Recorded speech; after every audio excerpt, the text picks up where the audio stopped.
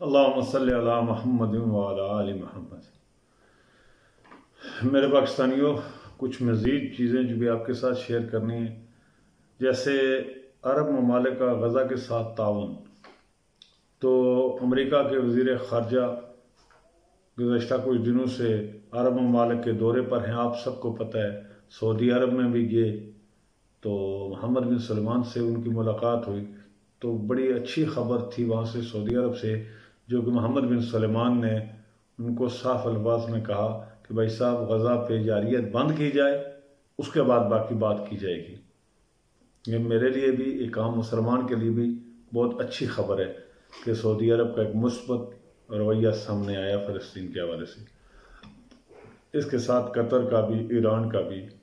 लेकिन बाकी अरब ममालिक जिस तरह, ख़ास करके दो अमारात एक अपनी एक हैसियत रखता है, बाकी जो अरब ममालिक हैं, अरब ममालिक का तो माशाल्लाह इस वक्त जो हाल है वो आपके सामने ही है। अमेरिका ने जिस खाना जंगी में अरबों को डाल दिया है, वो तो उसकी मिसाल मेरे ख्याल में इस खित्ते में पूरी ज़िंदगी में शायद ऐसी कोई मिसालें ना मिलती हों। सीरिया से लेके, लबनान से लेके लीबिया तक आप चले जाएं, हर मुल्क अपने अपने खाना जंगी में मसरूफ़ है। और ये अब देखें, बड़ी सबसे बड़ी जो है, यानी आप दुख और अफसोस का मकाम ये है कि उन अरबों पे कोई गैर मुल्की या गैर मुस्लिम अफवाज इस वक्त नहीं हमलावर हो रही। यहूदियों की आप प्लानिंग देखें, अमेरिका की प्लानिंग देखें आप, तो उसने मुसलमान को मुसलमान से लड़ा दिया। आज लीबिया में आप देख लें कि मुस्लिम मुस्लिम से लड़ रहे, सीरिया में देख लें मुस्लिम मुस्लिम से लड़ रहे, बाकी ममालिक में आप इसी तरह देख लें। तो वो तो अपने फ़लस्तीन की हमायत से बहुत दूर है। मसर का रोल भी मुस्बत है तकरीबन अभी तक उस तरीके से तो नहीं मसर कर सका जिस तरीके से उससे रोल प्ले करना चाहिए था। एक पड़ोसी की हैसियत से वो रोल वो प्ले नहीं कर सका, लेकिन फिर भी माशाल्लाह खुशाइंद है। लेकिन मुझे सबसे ज़्यादा खुशी हुई अरब, ख़ास करके सऊदी अरब के मामले पे। उन्होंने जैसे एक मौक़िफ़ अपनाया फ़लस्तीन के लिए, अल्लाह करे वो इस मौक़िफ़ पे आइंदा भी कायम रहे, और कायम ना रहें बल्कि उनकी इस मौक़िफ़ से थोड़ा उनको आगे बढ़ना चाहिए।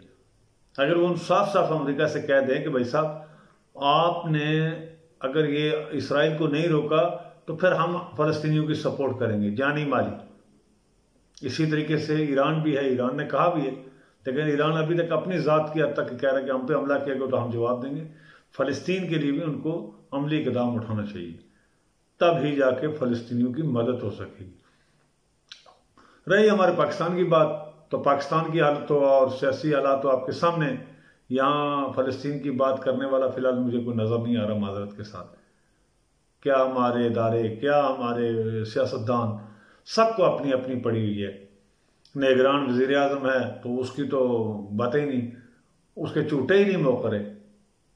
कभी अमेरिका जा रहा, कभी लंदन जा रहा, वो जाके दे रहे प्राइवेट प्लान लैके जा रहे। क्यों भाई? बहुत ज़रूरी विज़िट है। जो 3 साल 8 माह एक वज़ीर आज़म पाकिस्तान का रहा, इमरान खान, उसने इतने विज़िट नहीं किए हैं, उसने वो प्राइवेट प्लान इस्तेमाल नहीं किए जितने चूटे ये ले रहे। वजह उसके पीछे बस क्या कहूँ मैं, इससे आगे ना कुछ कहूँ बेहतर है मेरे ख्याल में। आप समझदार लोग हैं, आप इस निज़ाम पर, इस करप्ट माफिया पर आवाज़ आप लोगों का भी काम है। हम आपको निशानदेही कर रहे हैं, यही हम कर सकते हैं, हमारे जो बस में हम आपको बता रहे हैं। लेकिन अब आवाम भी अब ऐसे नशे में बदमस्त है, मुझे नहीं समझ आ रही इस आवाम की, ये आवाम क्या चाह रही कि ये जो करप्ट माफिया आज वो फैसले कर रहे हैं, जी फलां इदारे में फलां आदमी लगेगा। पर निगरान हुकूमत, मैंने तो आज से पहले जो सुना था कि निगरान हुकूमत 30-90 दिन में आके इलेक्शन के लिए पॉलिसी, जो मामला होते हैं उनको देखती है, पॉलिसी बनाती है, इलेक्शन करवाती है और गायब हो जाती है। और ये मेरी जिंदगी के पहले इलेक्शन में देखूंगा, पहले तो नजर ही नहीं आ रहा इलेक्शन कि होंगे भी या नहीं, कि जिसमें निगरान सेटअप आके हमें कानून सिखा रहा है, पार्टियों को असूल सिखा रहा है, वो कौन क्या करना चाहिए, खान को क्या करना चाहिए था, फलां को क्या करना चाहिए था, फलां को क्या करना। और जो करप्ट आदमी जिसने पूरे मुल्क को लूटा 4 साल, वो गायब रहा पाकिस्तान से, आज वो अमीर की किरण बन के आ रहा है और उसको ये सपोर्ट कर रहे हैं। और आप देखेंगे कि वो जहाज में आएगा, एयरपोर्ट पे उतरेगा, ये उसे सपोर्ट करेगा, सल्यूट मारेंगे उसे। क्या काकड़ और क्या उसकी काबीना। हाँ मियां साहब तुसी ग्रेट हो, असी लेट हो गए पर तुसी ग्रेट हो, तुसी लुट के लै गए हो, खाओ मौजा करो, आओ फिर वारी लाओ, फिर नाच जाओ। यही काम उन्होंने फिर करना है। और इन बेचारों को क्या मिलना उसमें? रुपये में से 4 आने, 20-25 पैसे के लिए टकामारी कर रहे हैं। नुकसान किसका कर रहे हैं? मुल्क का, पाकिस्तान का नुकसान, हमारा नुकसान, हमारे बच्चों का नुकसान। और फिर कल जब इन पे आस पड़ेगा फिर ये कहेंगे जी सियासी इंतकाम।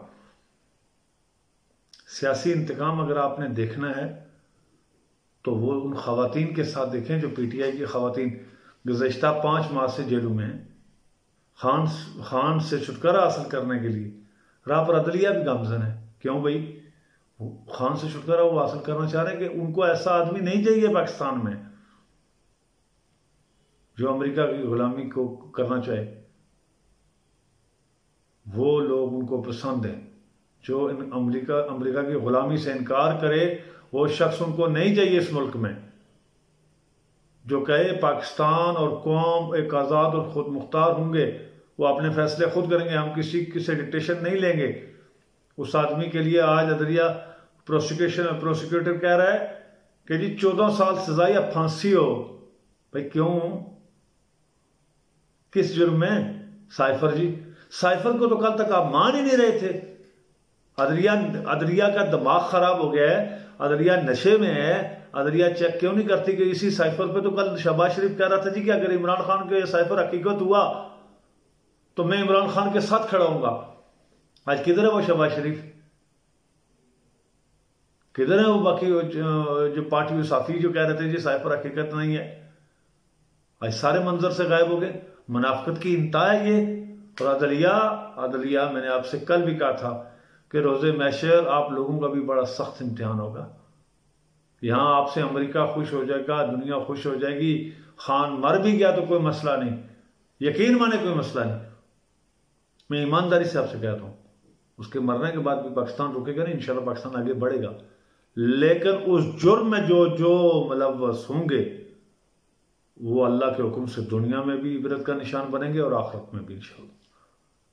हाँ, अगर उसने कोई जुर्म किया है फिर तो टेंशन ही कोई नहीं। मैं आपसे अल्फन कह सकता हूं कि मैं आपके साथ खड़ा होता कि पाकिस्तान का कौमी मुजरिम है जी, उसे फांसी दो। जिन लोगों ने पाकिस्तान के इदारों को गालियां दी वो गालियां आज भी मौजूद हैं। अफवाज पाकिस्तान के बारे में नून लीग का जो मौक़िफ़ था पिछले 3-4 साल बाशमूल ये नानी के जो इन्होंने नारे लगाए, वो नारे में यहां रिपीट भी नहीं कर सकता दोबारा। जी नहीं चाह रहा हूं नारों को रिपीट करने। उस पर तो किसी को कोई गैरत नहीं जागी, किसी ने उन पर कोई मुकदमा दर्ज नहीं किया, किसी ने उनको फांसी की सजा नहीं दी कि ये कौमी इदारे को बदनाम करें। वो इदारा जो दिन रात पाकिस्तान के दिफा के लिए खड़ा है, जिसके बच्चे दिन रात अपनी जानें कुर्बान कर रहे हैं, वो इदारा जो दिन रात अपने आप यानी अपने बच्चों समेत खड़ा है, बॉर्डरों पे हमारे वो बच्चे खड़े हमारे लिए जाने दे रहे हैं। उनकी जो उन पे जो उंगलियां उठाई गई, जो कौमी असम्बली में अल्फाज इस्तेमाल किए गए, वो सब तो रिकॉर्ड है सर। आप क्या कितना उन अल्फाजों को छुपाएंगे, कितना उन पर पर्दा डालेंगे? नवाज शरीफ ने जो अल्फाज यानी हाजिर सर्विस ऑफिसर्स के बारे में जलसों में कहे, इमरान खान में तो मेरे ख्याल में मैं दावे के साथ कहता हूं उनमें से शायद 1% भी उसने कोई अल्फाज इस्तेमाल ना किया इदारे के खिलाफ। उसने तो हमेशा इदारे को सपोर्ट दिए।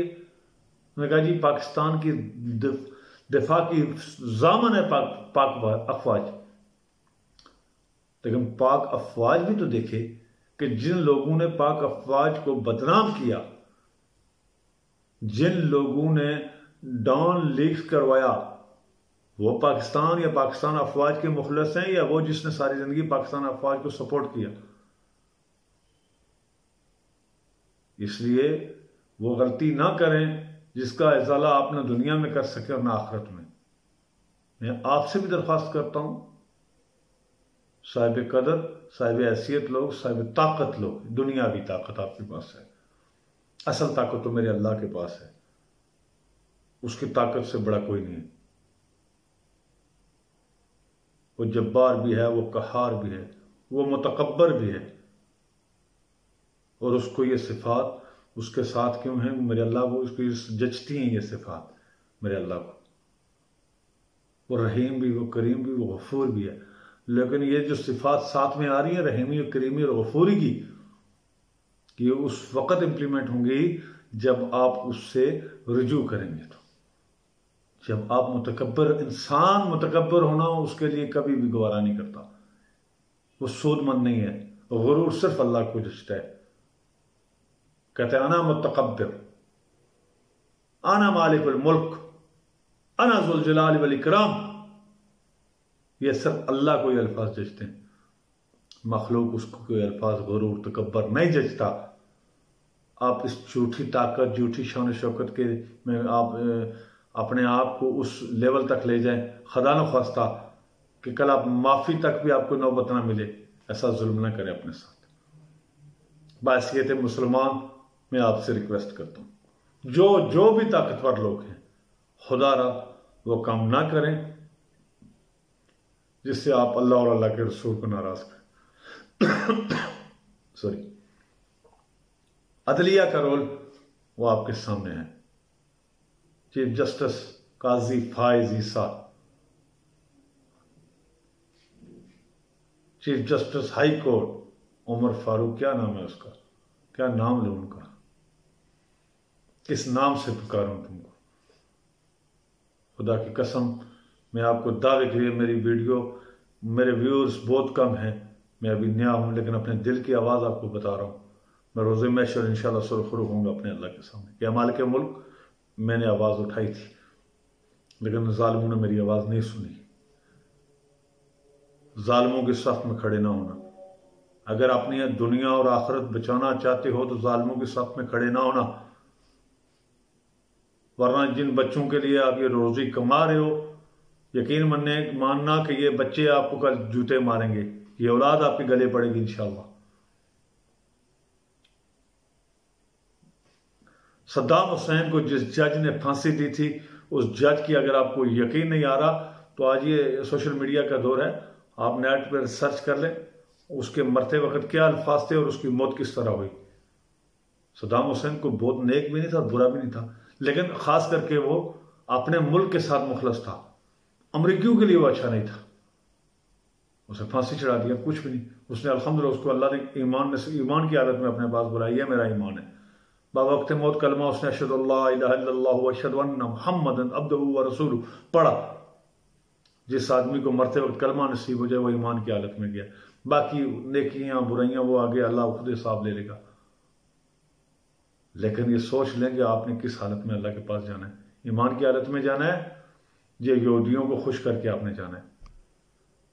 खान से छुटकारा आपको हासिल हो जाएगा, लेकिन आखिरत तबाह कर देंगे आप लोग। वो फैसले करें जिस पे आप पाकिस्तान भी महफूज रहे, आपका ईमान भी महफूज रहे और रोज़े महशर आप सुरखरू हो जाएं। अल्लाह पाकिस्तान का हामी नासिर। पाकिस्तान जिंदाबाद, इमरान खान पाइंदाबाद।